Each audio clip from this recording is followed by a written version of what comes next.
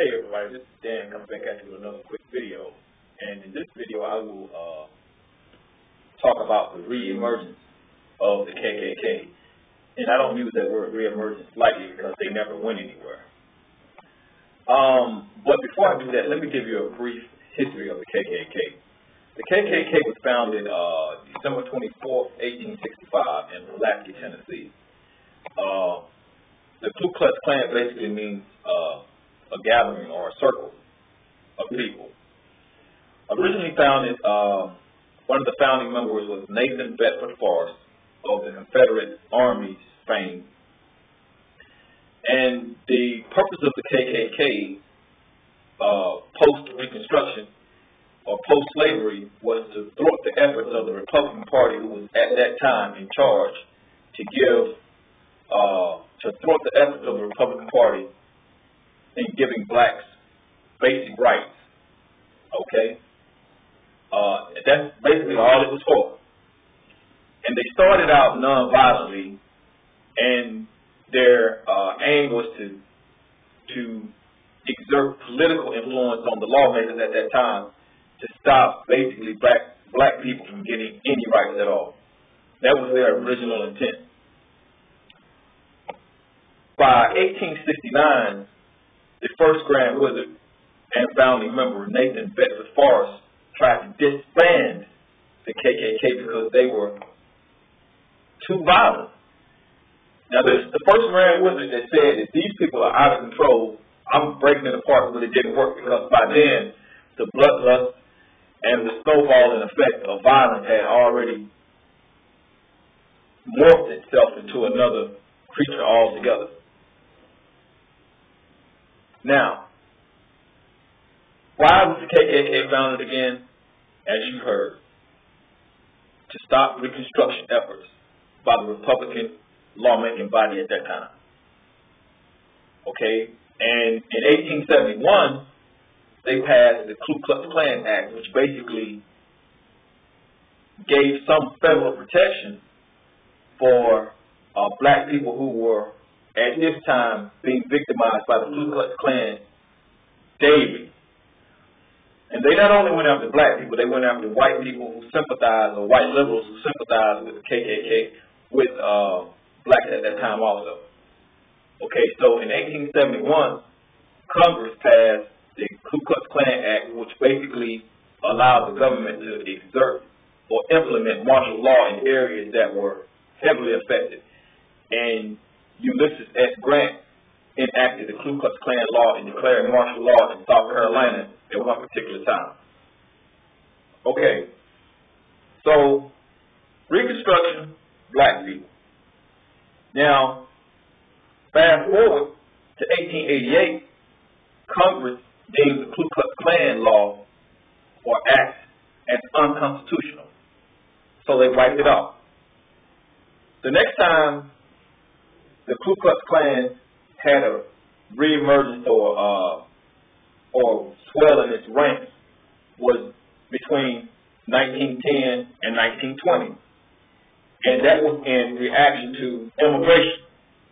At that time, you had a lot of non-whites coming to America, or people that they called scallywags, or a lot of Italians and Jews and everything else.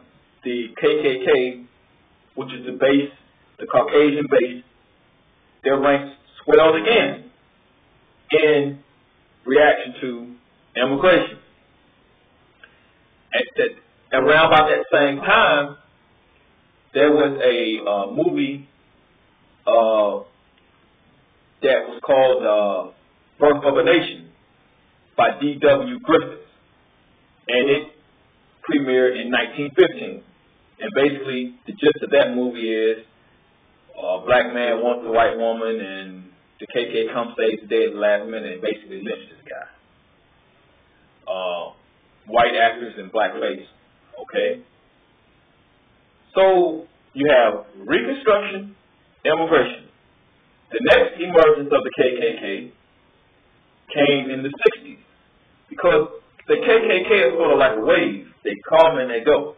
They go up, they go down. The next swirling rank happened in the 60s as a reaction to civil rights. And we don't have to go into what happened and all of the murders that were perpetrated by Klansmen and Klan sympathizers. You know, the Alabama 4 girls being bombed, the civil rights workers in Mississippi.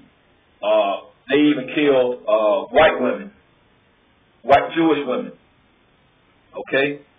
So no one was immune to the KKK's atrocities. So we have Reconstruction, immigration, civil rights. Now, to head this video off, what we're seeing now is the exact same thing. It's not a phenomenon. You know, this is not something that's coming out of the blue. The rise of the KKK's activities and rank or membership is always precipitated by an act or fear of something happening. In 2013, that fear is gun control or Second Amendment rights. So, and this is coming from me. This is not coming from some news source. This is what I feel. So, be prepared for a lot more activity by this group that should have been, in my honest opinion, since there basically are no federal laws specifically targeted at the KKK at this time, because the Ku Klux Klan Act was deemed unconstitutional. This group should be right along with Al-Qaeda, in my opinion. It's a well-known terrorist organization. Their whole intent is to instill social fear. They have a track record of violence. Anything associated with them should be deemed a crime against humanity. But this is where our lawmakers are dropping the ball, and they are not seeing the vision that I'm seeing. So goes the fear, so goes the rise in incidents that you will see in places of education, in social gatherings. They will be petitioning to have more rallies, because they like to come under the guise of, I'm speaking up for the common white man.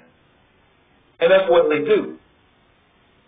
So, to cap this video, Reconstruction, immigration, civil rights, and this time it will be gun rights or Second Amendment rights. So, my advice to you is, be careful. Don't think that in 2013 you are living in a post-racial society. If you believe that, you are blind. If you believe that you have not been to some parts of Indiana, you have not been to some parts of Arkansas, Ohio, Missouri, even some parts of Tennessee, and especially Georgia, where I'm at, West Virginia.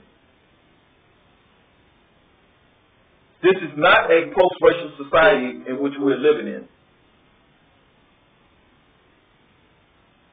So, expect more incidents, and I don't want to be like I told you so, but a duck is still a duck, even if you put lipstick on it. These violent incidents sometimes will not have the clear, distinct markings of the KKK toward black people, but they will be motivated by the same ideology which you cannot erase. It is ingrained in some of their DNAs. So, watch your back, be careful. Don't venture into places where you know your blackness is not wanted. Peace.